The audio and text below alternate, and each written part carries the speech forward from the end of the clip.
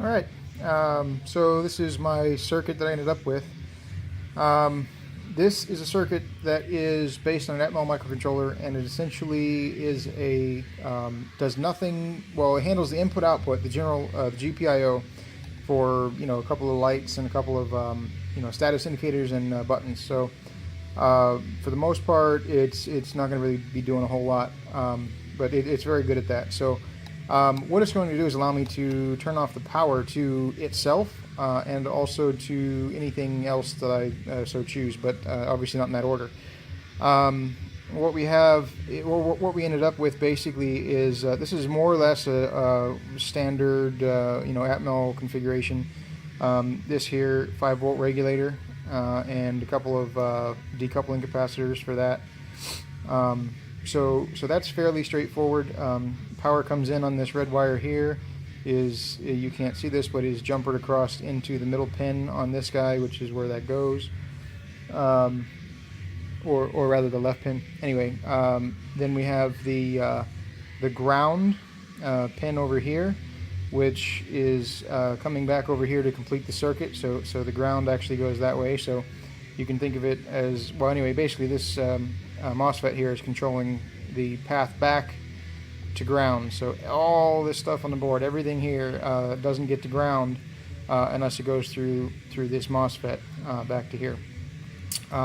This has its own separate ground just for this chip that goes back to my supply ground, which is this little black wire here.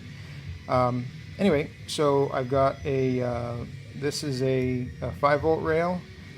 This is ground, and I've got the same thing in the same order on the other side. I've got 5 volts and ground jumpered down here, as you can see, fairly standard, and a capacitor. This is a 1,000 microfarad capacitor, and the reason that I have that is because initially I was using a relay, and I wasn't sure if I was going to work that out or not, but anyway, essentially what happens is power comes down this rail for the circuit, comes through these wires over the other side and back. So the chip has a couple of the purple wires here are 5 volts feeding the chip, and the ground here. So anyway, like I was saying, it can't actually get back to ground unless it goes through here. So both this ground here and the ground on the other side,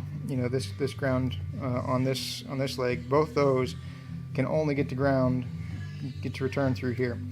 So anyway, the 5 volts comes out and ends up hitting this switch right here, where nothing can really happen, and it goes through the switch, through this diode here, into this wire, which the 5 volts then biases this MOSFET and turns it on, which provides a path to ground, because the ground bar over here is the only real true connection to ground through this MOSFET. So anyway, you turn this switch, and when you do so, you have now enabled power through that MOSFET directly. So I've let go of the switch sort of pseudo-accidentally, and what's happened is it hasn't shut off.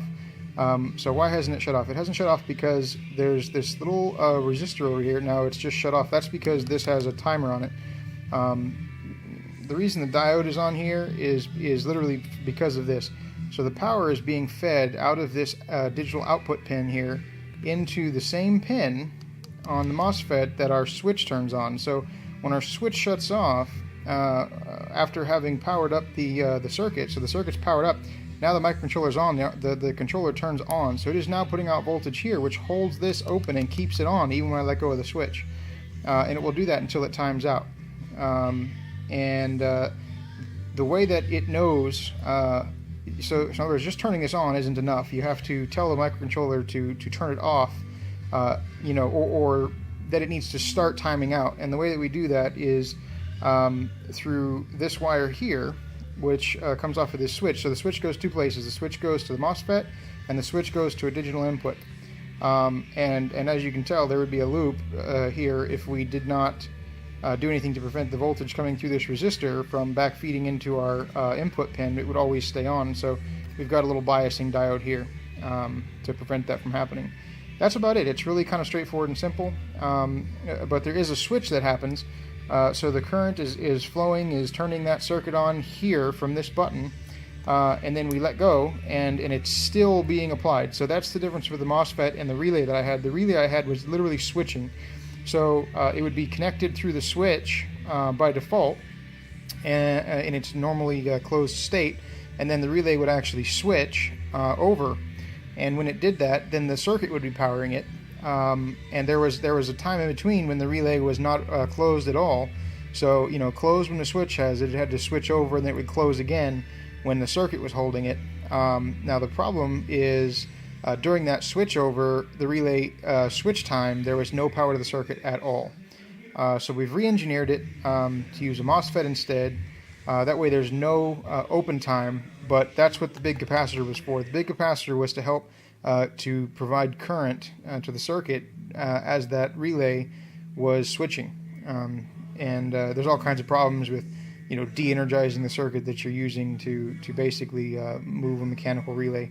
The switching times are pretty abhorrent, and anyway, there's all kinds of problems. But basically, this button will always be on long enough for the Atmel to energize this all on its own. And in the final circuit, this is not going to be a push button momentary. It's going to be a toggle. You'll turn it on to turn the device on, and then basically it's just a delay circuit where when you turn it off, it's going to turn this device and some other devices off in a nice orderly fashion. So normally, yeah, you could do this with discrete components and things, and it wouldn't be quite so much junk. Obviously, when I get this organized on an actual board, not a breadboard, it's going to take up a lot less real estate.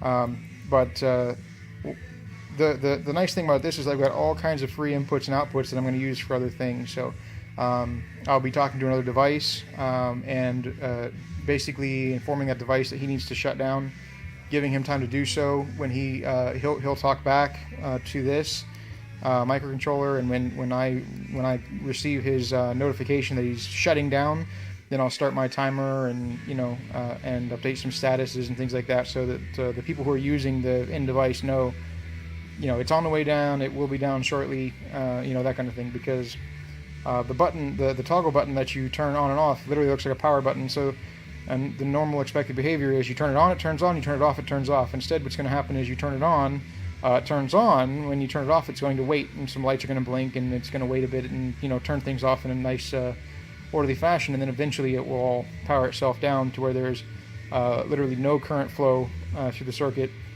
except for some minor leakage, because we do still have voltage going into this regulator, just not through it per se. So anyway, that's about it. We'll probably be adding more MOSFETs via DO pins on this controller out in order to control other voltages that we're going to be running for other things.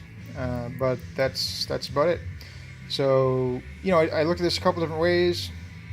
This seemed to be the simplest and straightforward solution with the junk that I had laying around, and that's what I came up with.